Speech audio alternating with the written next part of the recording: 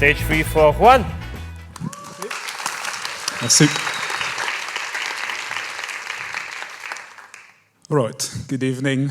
My name is Juan Aguilar, and no, I'm not a soldier, and this is still ScienceSlam.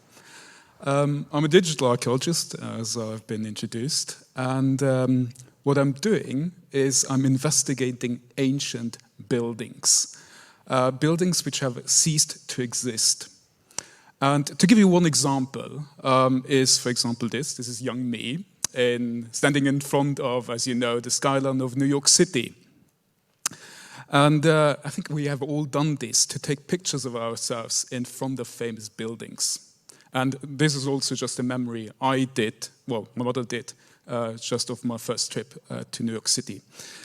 But in the meantime, this photograph has become way more, because it has a lot of information on the so-called Twin Towers. It tells us how tall the buildings were, where they were located, and what they looked like, because we all know it, they stopped existing.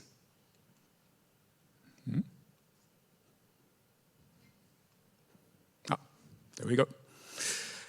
Okay, so the reason why I'm showing you this picture is that it has historical value. And for the record, it's not a political statement. Another example is this photograph from 1916. And yes, we have in the foreground a soldier in an Imperial German Army uniform.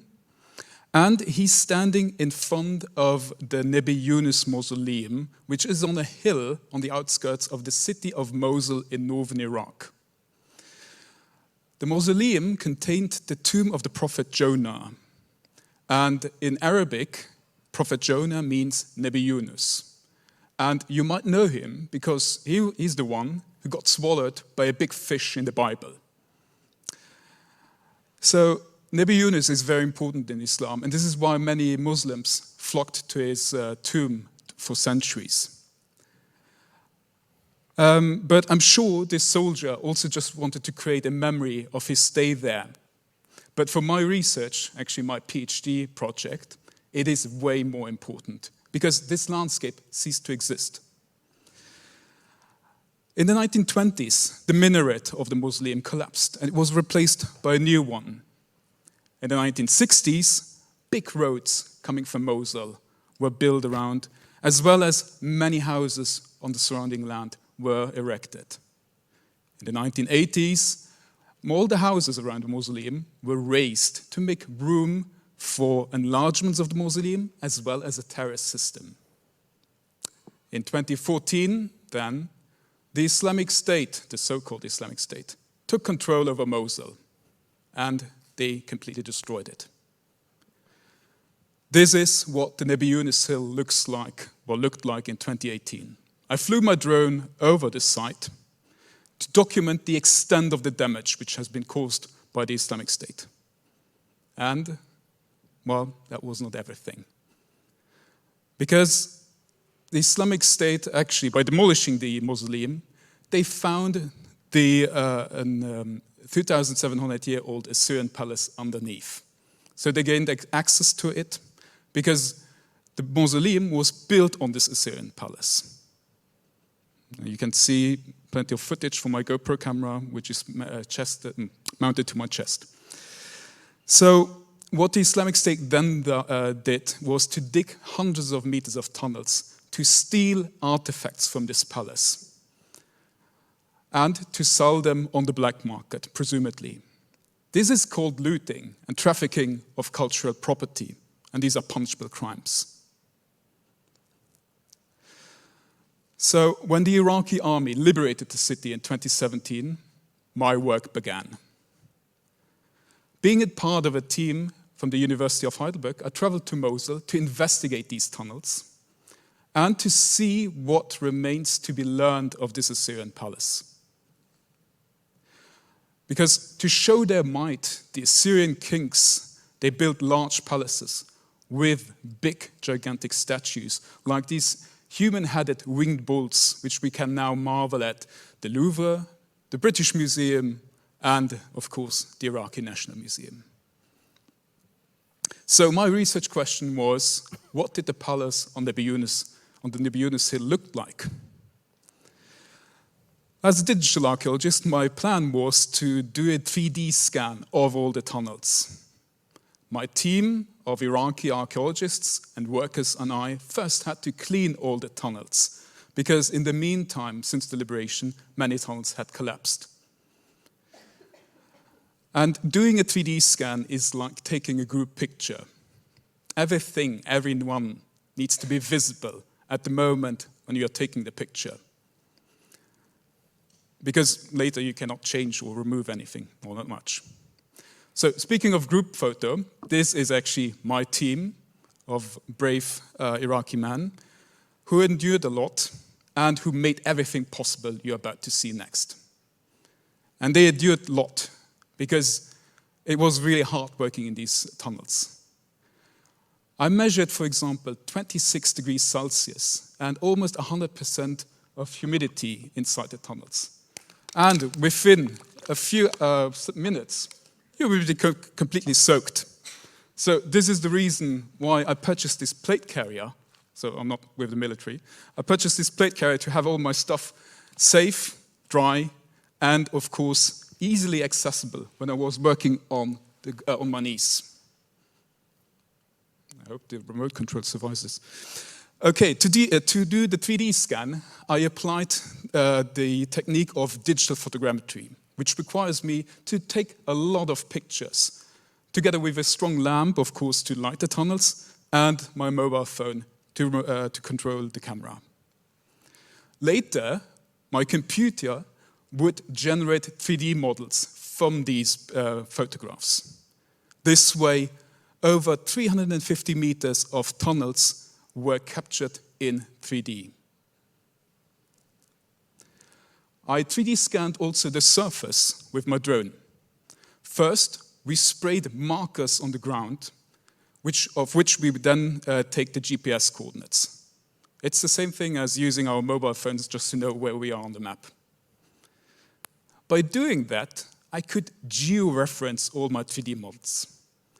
Georeferencing means that my 3D models would know where north is, where they are more or less located on the Earth, and what dimensions are in meters, with millimeter accuracy. So, to capture everything in 3D, the goal actually to capture everything in 3D was actually to do a reconstruction of the palace in 3D.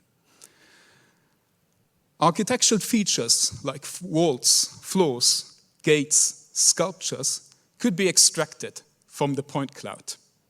And in a 3D modeling software, I could then reconstruct the palace in 3D. Of course, not everything is certain, and this is why you see dark green for absolutely certain, green for certain, and light green for probable. This way, I want to make sure that everyone sees for what part of my reconstruction I have evidence and for which I don't.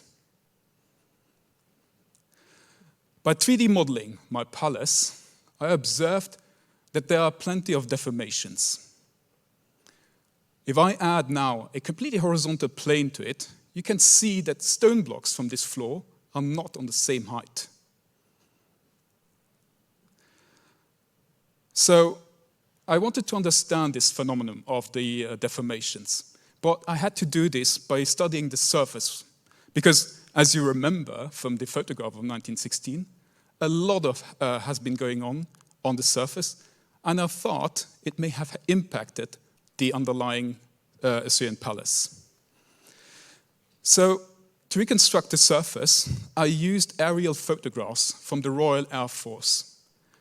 And I was actually able to do a lot of 3D modeling and reconstruct an area of 700 meters by 700 meters with over 150 buildings plus the destroyed mausoleum.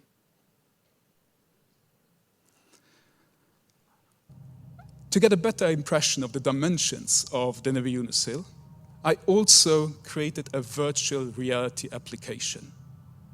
Now you can wander around, explore, and virtually investigate what the Abbey Neimënster looked like in the 1920s. But to come back to the deformations, I wanted to have everything in 3D because I wanted to study the interactions of each building with each other. Because, okay, you're not scared of tunnels, you're not claustrophobic, okay, thank you. No, because I wanted to, let me just replay this. Because I have the theory, I have the hypothesis, that the Assyrian building, the Assyrian palace, actually couldn't support all the weight which was put on top of it, of all the buildings which were built at the later stage. So this is the reason why I'm now working with computational mechanics researchers from the University of Luxembourg to realize deformation simulations and then see what the role of gravity had to play in the history of the Abbey Neimënster. Of course, this sounds like high-risk research, and it is high-risk research, which is why I'm really grateful to the Institute for Advanced Studies for funding my project. So, merci.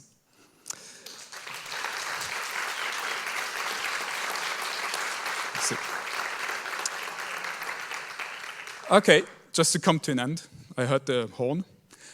In the beginning, I said I'm investigating ancient buildings. And if I'm telling this to people, they're saying, oh, well, these are just stones. What do you want from them?